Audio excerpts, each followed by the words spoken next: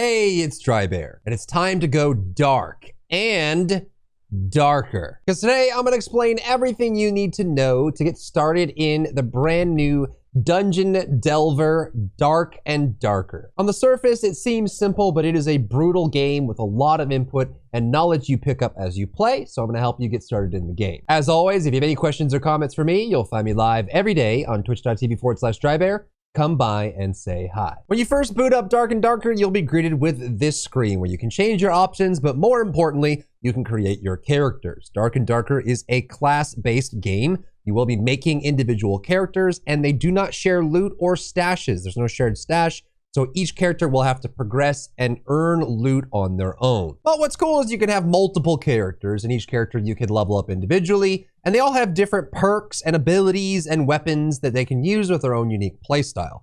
Quickly, let's cover the classes that you're aware of.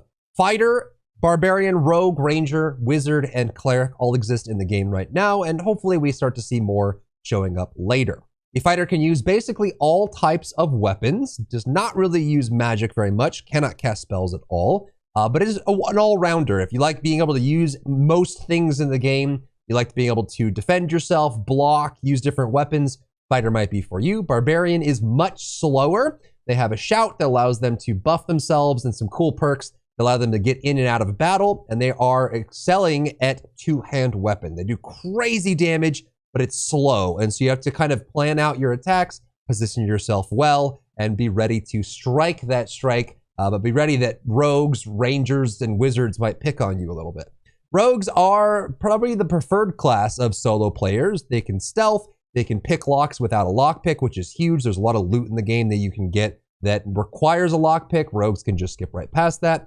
They have very silent movement. They're hard to track unless you're a ranger, and they generally have pretty useful abilities that help them get throughout the world. They're generally easy to kill, but they get kills pretty easily as well. Rangers, as was changed in the most recent playtest, are focused on ranged weaponry. They can use small weapons like arming swords or offhand weapons, and they can talent into picking up spears, which can be really nice as a secondary weapon. But for the most part, they rely on their bow, which means they excel at having the high ground, having distance, but they will be kiting a lot for mobs that they're fighting and bosses that they encounter, especially in a party setting. And in 1v1 encounters in like the goblin caves, you will have to try to outsmart your enemies. You can set traps, like bear traps that lock people in place. So if you're smart, you use your perks to keep yourself in position, then you can really benefit from that.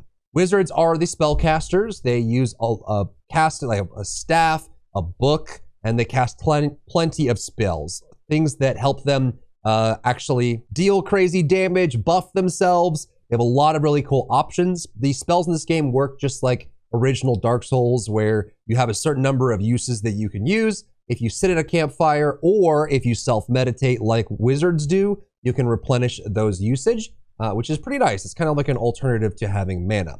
Cleric is your paladin type character, your D&D cleric. They focus on blunt weapons. They have shields. They can use heavy armor just like fighters and barbarians, which is pretty cool. And they have holy spells. They have ranged holy damage spells. They have melee holy damage spells, AoE holy damage spells, and they have plenty of heals, buffs, and tons of bonuses as well. They're relatively slow, but they can make up for that with using their spells properly.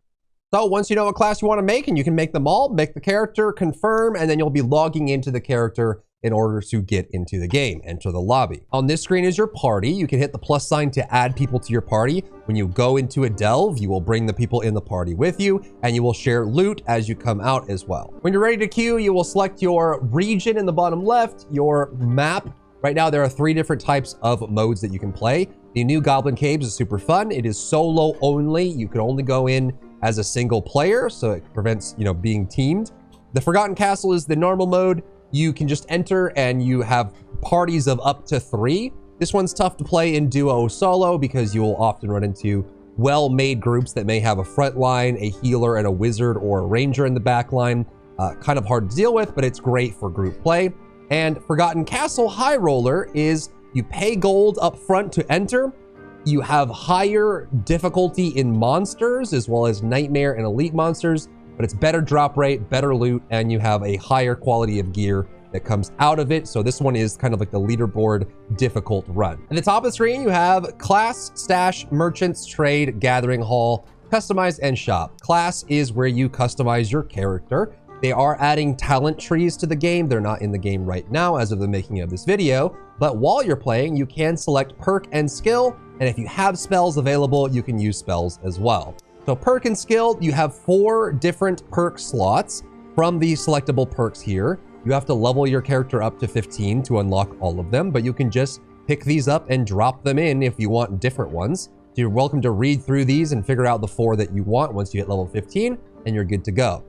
Those are the diamonds. The squares down here are your abilities. You can have 2 equipped at a time. Some of these are casted or have self buffs or different benefits. Same thing goes. You can click these and drag them to a slot in order to get them into your open area. Spells work a little bit differently, and we'll talk about that once we get into game. On spells here, you select a spell list here, spell memory, and in this you have a loadout with points. You can choose from the spells on the right side and slot them into that memory that you have, which is basically a spell book that you have selected from. And you can do the same thing. You can pull these in and out and put these in, and then you cannot go over the spell cap. You see how this has the crosshatches on it? This means that I have gone over the spell cap. All 4 of these spells will be usable. If I go into game with this loadout, this spell I cannot cast because at the bottom here, you can see that I've gone over my possible loadout. You can increase this maximum loadout by adding knowledge to your character, which is super nice. You can increase your spell memory. You can even have multiple spell memories equipped to have a large selection. So as we get more abilities for these characters, specifically wizard and cleric that cast a lot, you'll be able to customize your playstyle quite dramatically. Next is your character stash. And again, it's important to emphasize that this is a character stash. It is not a shared stash. Your other characters won't have access to this. This is where you store gear, just like Escape from Tarkov or other looters like this game, where you can have loot that you keep outside if you survive with it. If you die, you lose everything in the match and it doesn't come back out with you. So you've got the stash here. You can load this up. And then if you want to go into a match geared out already, you can bring gear and you can equip it, and then you'll be able to boot into the game with extra gear. But there is a baseline gray amount of gear that you get just by starting your character. So you'll be able to get bandages, torches, a basic set of weapons for your character, and some white armor. Next is the merchants. They all have different deals and things available for them, and they all buy different things as well. Typically, you'll go to the collector the most. He's the one that buys trinkets, gems, pottery, and silverware, things that you find in the delves that you will be able to sell to him. Then you have the armorer and the weaponsmith and the leathersmith that make gear for you and can buy gear from you. The surgeon sells you bandages, which are useful for healing yourself up. You can also go to the alchemist to get potions, which are very useful for all classes and help you in the combat. And you can also go to trade with other players. You can become a trader by joining. You have initiation fee and a trade pour, and then you can enter into trading camps and trade with other players that may have gear, and it ends up looking just like World of Warcraft trade channel. You'll have links to items. You can message people and you can see if you can buy items from them, and you can initiate trades. There's also a shop that you can spend your currency on to get special cosmetic pieces for yourself.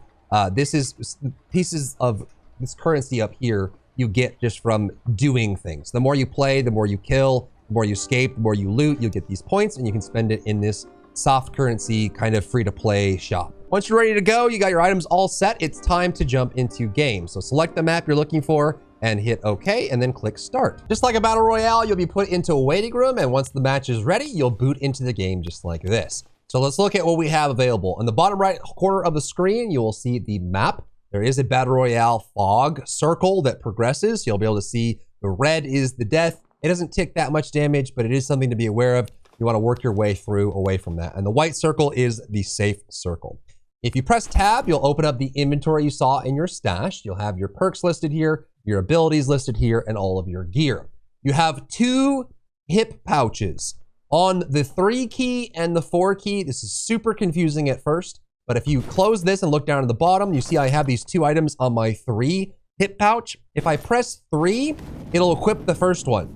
If I press 3 again, it'll open the pouch and get the second one.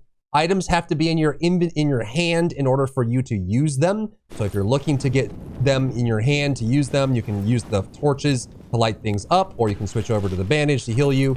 Same thing goes if it's in a different hip pouch. You can press 4, it'll come up, and then you can use the bandage by left-clicking in order to activate it. One cool thing about torches is you do light the way with them. They do a minor amount of damage when you swing. But if you need to see, you can right-click to throw the torch. That'll stay there forever. You can pick it up again if you want, but it helps you light the room. A lot of people will throw this into a room that they don't see it well into, and then pick out their weapons and start fighting that way. 1 and 2 are your 2 weapon setups. 1 is over here, 2 is over here. When you press those buttons, you'll bring those weapons out. And then when the weapon is out, you have a left click and a right click. Typically, if it's a dual wield, left click is your main hand, right click is your offhand. If you have a shield, right click blocks. Blocking is directional. So if someone swings down on you, you may need to block up in order to hit it. If they swing to the side, if they have an actual side swing, you may need to block to the side to block it. And it is all directional with actual hitboxes. Hitting in the head does bonus damage. Hitting the chest does normal damage. Hitting in the limb does reduced damage, and this works for ranged and melee weapons. If you look at your crosshair, you'll be able to see the direction of the swing during the swing, and many melee weapons have a hit chain as well. You can see how the crosshair changes direction to show me the direction of the swing, so I know that if it's coming to the side, I may want to come down on that side there and hit him, and then swap over to the final hit to get that there. In the bottom middle, Q and E are your ability buttons. If you have a regular ability, you'll just press that button in order to get the benefit for it, so Q and E. If you have spells and you're doing spell memory, you'll press it to bring up a menu, and this will be able to select the spell that you want. So say I want to cast Sanctuary, you let go on that quick time menu, and now it's selected. However, you'll notice that I can't do anything right now. If I press E, it just brings this menu up again. And that's because in order to use a spell memory spell, I have to hold a spell casting weapon in my hand. This is a staff or a spell book. The cleric comes with a magic staff, and so does the wizard, so you'll be able to bring that out. So you see I have this selected on my spell memory. On Sanctuary, if I bring out my staff, and then I can left click for auto attack, or I can right click. And that casts the currently selected spell that I have available, and it will function based on whatever spell that is listed. The death fog is shown by this. It is a white line. When you step into the black fog, you'll have bugs everywhere. You'll take slow ticking damage until you get back into the safe zone. It doesn't do a crazy amount of damage, but it is pretty threatening if you're not aware of it. So you'll want to keep ahead of it and use your map to stay in the safe zone. F is your general interact key. So if someone steps to you and you take them out, you can F to search their body, and they'll have just the same loot as you do. So you can grab from their hip pouches, you can grab their weapons. If you find something you like, you can hold on to it, and then you can move on to enemies that you kill as well. They will also have the same interaction, just loot on top of them. There are destructible objects in the environment, things like chests, barrels, things like that. You can break, sometimes they will drop loot. Doors can be tricky depending on how you use them. If they are closed, you need to interact with them to get them open. Depending on your class and your stat of interaction speed, it can take quite a while, which means if you're being chased by someone or a monster and you're having to open it up, it can take quite a while. You can die while doing it. And one thing you can also do is just close the door behind you if you feel like you're in danger. You will encounter tons of different enemies inside the delves, depending on which zone you're in. Some of them are terrifying, like the Wraith or the Champion, the Draugr over there. Some of them are not as terrifying, like the bats up there. They all have a chance to drop loot and can be super valuable, and you will get experience when you actually deal damage to them and kill them. So it doesn't matter whether you escape or not, you will still get the experience, and there is that. Keep in mind that doors are destructible, so if you close the door, you can end up having the door get destroyed. The stronger the enemy, the more damage they deal, the more chance that they will destroy the door that you're hiding behind. Another cool thing to think about is that blocking is directional, as we talked about before. So if you know that the enemy is aiming at your head, you may want to aim up. If you know they're aiming at your feet, you may want to crouch and aim down. And based on how you do that, you may end up getting different results. Next, let's talk about getting out. There are 2 different types of portals, blue and red. The red portals will take you deeper into the dungeon. So if you step inside one of these red portals, you will actually go deeper into the next floor, into a higher difficulty area. When you do, it'll go into this little waiting room that you're in when the next floor is ready to go. You can hang out, you can use campfires here to heal up, use your spells to heal up if you really want to. So you grab that and get yourself back to health. But then you're going into a much higher difficulty area with way better loot. that functions the same. You can then use either a blue portal to get out, or you'll die and lose everything. Once you land down in the lower difficulties, you'll have a much harder time surviving. But again, the loot here is much better. The base rarity that the items drop it is higher, and the higher difficulty does drop more gear as well. You can see even on the first mob that I kill here ends up dropping blue gear as the minimum. Another distinction that's worth noting is the enemies can have different rarities to them as well, different qualities. You can see how this skeleton is not pure bone white, he's actually red. So there are enemies that can be red, they end up moving faster, they deal higher damage, and then have higher HP. So if you have different colors or modifications or affixes on the enemies, you'll see them function quite differently from their normal version. Sometimes when you open chests, it will be a mimic instead, so you'll just have to fight that, although usually they have higher, better loot that drops from them. And just be wary that you can stumble upon boss rooms as well. The Goblin Caves has a cave troll, you can get ghosts, you can get wraiths, you can get minotaurs, centaurs, all kinds of things. And I'm sure as they develop the game, there'll be more and more boss encounters to run into. You'll also encounter shrines throughout your runs that give you different benefits like power, giving you more protection, or you can use them to heal up. You just interact with them just like anything else. Another honorable mention here for enemies, because I see a lot of people struggle to figure this out, but these pots that are laid sideways inside the ground are actually spider spawners.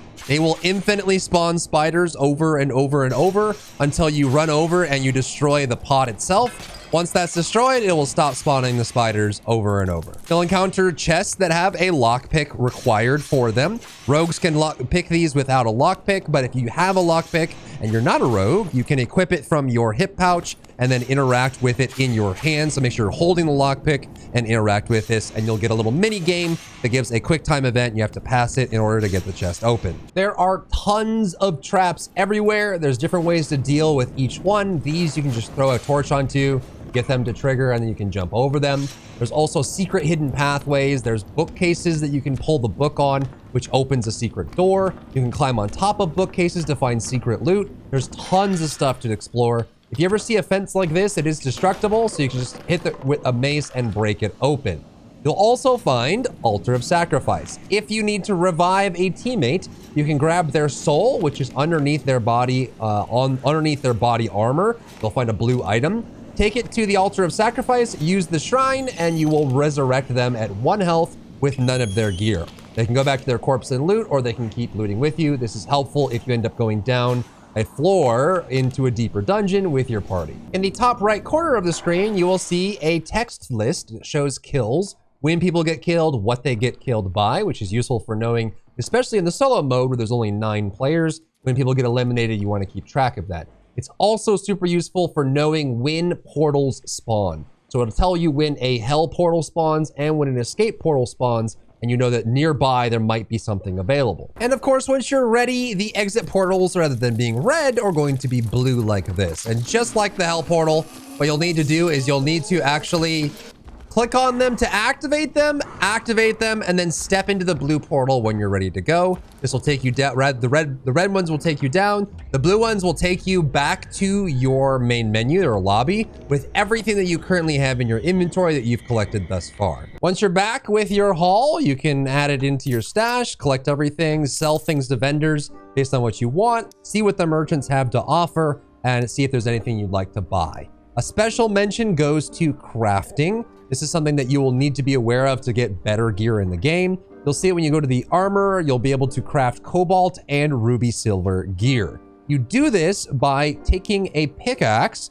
which you can buy from the woodsman. You buy this for 25 gold, you activate it, and you put it on your hip pouch. When you're in game and you see cobalt or ruby silver ores laying around in the dungeons, you activate your pickaxe, look at the ore, and then press F to activate it. It'll farm and give you ore. You exit, then you turn those ores into ingots, then you can come over and you can actually start buying these really awesome, cool gear. This has a epic quality or rare quality with rare stats, and it's really great to stockpile on these resources so that you can buy new sets of gear that are really, really useful. And that's it. That's the beginner's guide for Dark and Darker. I'm addicted to this game. It is so much fun, and I hope you're enjoying it as well.